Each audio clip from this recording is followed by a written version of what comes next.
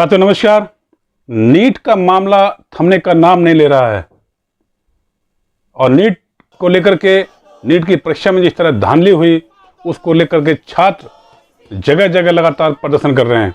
जंतर मंतर पर भी छात्र लगातार डटे हुए हैं। जहां छात्र अपनी मांगों को लेकर के नीट के मामले को लेकर के जगह जगह प्रदर्शन कर रहे हैं, वहीं संसद में लग रहा है कि इस पर जो हमारे अध्यक्ष हैं, स्पीकर साहब हैं, वो इस पर चर्चा नहीं करना चाहते हैं। इसी को लेकर के आपने सुना भी होगा, देखा भी होगा पिछले दिनों, यानी कल की बात बता रहे हैं आपको कि राहुल गांधी का माइक बंद कर, जैसे राहुल गांधी ने नीट का मामला उठाया तो स्पीकर साहब ने कहा ये अभी नीट का मामला उठाने का मौका नहीं है, वक्त नहीं है। उनका माइक बंद कर दिया गया, खड़गे साहब का माइक बंद कर दिया गया। इसके साथ साथ एक सांसद ने संविधान की शपथ ली, कहा कि जय संविधान, तो उसको लेकर के हमारे स्पीकर साहब ने आपत्ति उठाई। इसको लेकर दीपेंद्र हुड्डा ने जैसे कहा कि नहीं, ये तो इस पे आपको क्या दिक्कत है। तो उनको तुरंत जिस तरह से डांटा गया, जिस तरह बोला गया, जिस तरह की भाषा यूज की, वो अपना आप में एक बहुत बड़ी बात है। तमाम देश में इसको लेकर के चर्चा है, लोग विरोध भी कर रहे हैं कि कम से कम स्पीकर साहब को अपनी भाषा पर संयम रखना चाहिए, भाषा पर कंट्रोल रखना चाहिए। स्पीकर सबके होते हैं, किसी पार्टी विशेष के नहीं। और स्पीकर साहब ने जिस तरह इमरजेंसी का मुद्दा उठाया लोकसभा में, ये कोई इत्तेफाक नहीं है। तो अब देश में प्रधानमंत्री से कहीं ज्यादा स्पीकर साहब को लेकर रोष है। जंतर मंतर पर लोग यानी विद्यार्थी लगातार प्रदर्शन कर रहे हैं।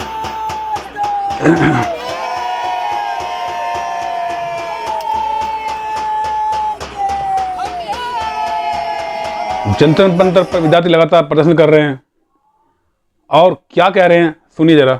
ये आज हमने जो धरना रखा है वो एनटीए के जितने स्कैम्स हैं उसके खिलाफ हमने धरना रखा है और ये संसद का सत्र चल रहा है। हम उसमें बताना चाहते हैं कि सरकार जो है फौरन एक्शन ले, एनटीए के चेयरपर्सन के साथ ही उन यूजीसी के चेयरपर्सन को और केंद्रीय शिक्षा मंत्री को फौरन बर्खास्त करना चाहिए, क्योंकि उन्होंने अभी तक मॉरल रिस्पॉन्सिबिलिटी लेते हुए अपने पद से इस्तीफा तो दिया नहीं है, जबकि छात्रों की ये मांग है। घोटाला है, ये एक घोटाला है क्योंकि ये एनटीए का स्कैम अभी हाईलाइट हुआ है, लेकिन इससे पहले एनटीए जब से बना हुआ है तब से इसके कार्य करने के तरीके में कहीं भी ट्रांसपेरेंसी नहीं है और पहले से ही घोटाले, इरेगुलरिटी लगातार होते रहे।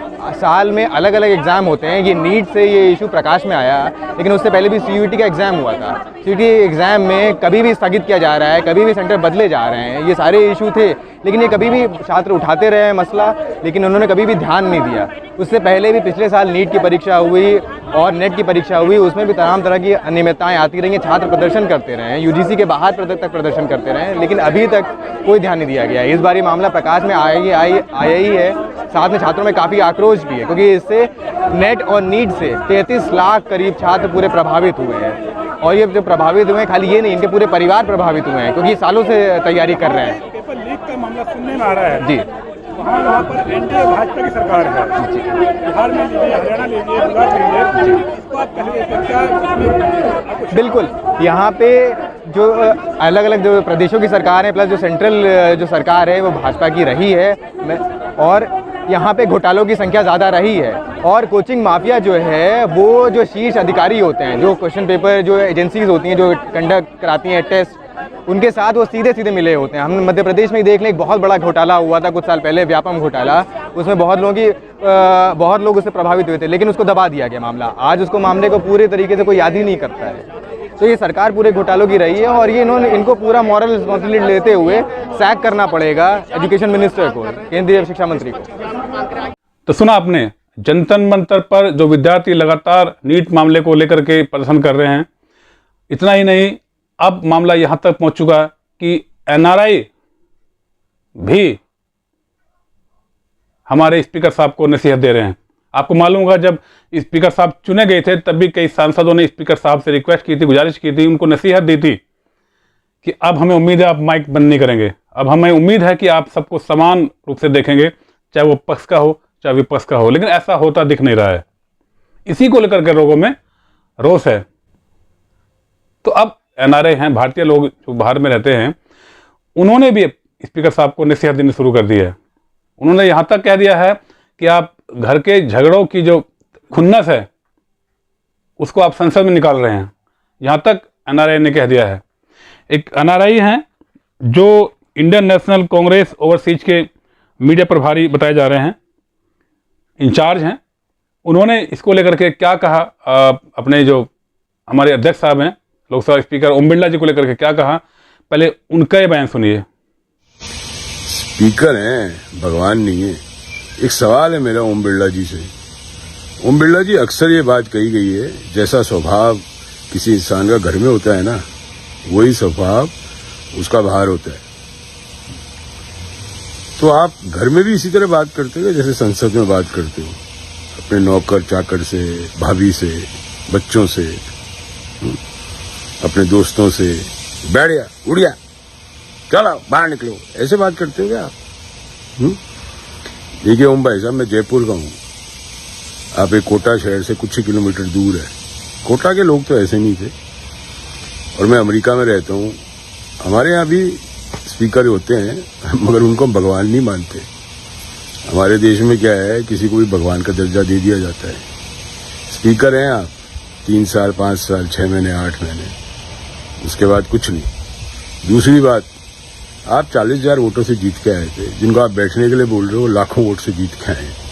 तो प्रजातंत्र में तो वोट ही होता है, जैसे बैंक में नोट होते हैं।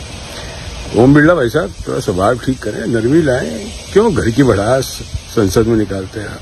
तो सुना आपने, इंडियन नेशनल कांग्रेस ओवरसीज के जो मीडिया प्रभारी हैं अभी डांडिया, उन्होंने किस तरह से हमारे जो ओम बिरला साहब हैं, स्पीकर साहब, उनको नसीहत दी है। ओम बिरला जी हमारे लोकसभा के अध्यक्ष हैं, स्पीकर हैं, लोकसभा के संरक्षक हैं। कम से कम उनको भाषा, जिस तरह वो भाषा यूज़ कर रहे हैं पार्लियामेंट में, उस तरह की भाषा नहीं बोलनी चाहिए। 5 बार के सांसद हैं और उनसे कई लाख वोटों से ज़्यादा जीत के आए हैं। ये नसीहत दे रहे हैं अभी डांडिया। इसी को लेकर के अब कांग्रेस की प्रवक्ता सुप्रिया सुले ने क्या कहा, आइए सुनते हैं। लेकिन उससे पहले हम चाहेंगे कि आप हमारे चैनल को सब्सक्राइब करें, वीडियो को शेयर करें, कमेंट्स जरूर करें। आइए सुनते हैं सुप्रिया सुले ने क्या कहा। तब तक हमको दीजिए इजाजत, नमस्कार। सुनिए सुप्रिया सुले जी को। पेपर लीक पर पेपर लीक और बार बार परीक्षाएं रद्द होने से इस देश का युवा उद्वेलित है। 24 लाख बच्चों ने जिन्होंने नीट का इम्तिहान लिखा था, वो असमंजस की स्थिति में है कि क्या परीक्षा दोबारा होगी, क्या परीक्षा रद्द होगी। पेपर लीक होने की खबरें हैं, सरकार अभी तक कुछ कह नहीं रही है। और इसी संवेदनशील मुद्दे को आज समूचा विपक्ष सदन में उठाना चाहता था। नेता प्रतिपक्ष राहुल गांधी जी ने कहा, सौहार्दपूर्ण तरीके से बहस हो जाए इस पर, और इन परेशान छात्रों को यह संदेश जाए कि पूरा सदन एक साथ, सत्ता पक्ष और विपक्ष एक साथ इनके बारे में चिंता कर रहा है और हमारी राय उनको पता चले। जब वो ये कह रहे थे तो उनका माइक ऑफ कर दिया गया।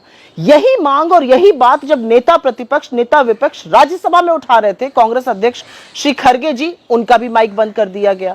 और यही नहीं, युवाओं के हक की बात सदन में की जाए, इस बात को सदन की गरिमा के खिलाफ बताने का काम संसदीय कार्यकाज के मंत्री श्री किरण रिजिजू जी ने कर दिया। अगर देश के सदन में देश के युवा की बात नहीं की जाएगी, परीक्षा लीक पर चर्चा नहीं होगी, पेपर लीक की न्यूसेंस खत्म करने की बात नहीं की जाएगी, तो ये बातें कहां की जाएंगी और ये किस तरह से गरिमा के खिलाफ है। माइक बंद करने की आदत सरकार को छोड़नी पड़ेगी। इसी आदत के चलते लोगों ने जनादेश दिया कि आपकी तानाशाही पर नकेल कसी जाए। आप आईना फिर से देखिए और आईना में इस देश के लाखों करोड़ों युवा न्याय मांगते हुए नजर आएंगे और न्याय तो अंततोगत्वा आपको करना ही पड़ेगा।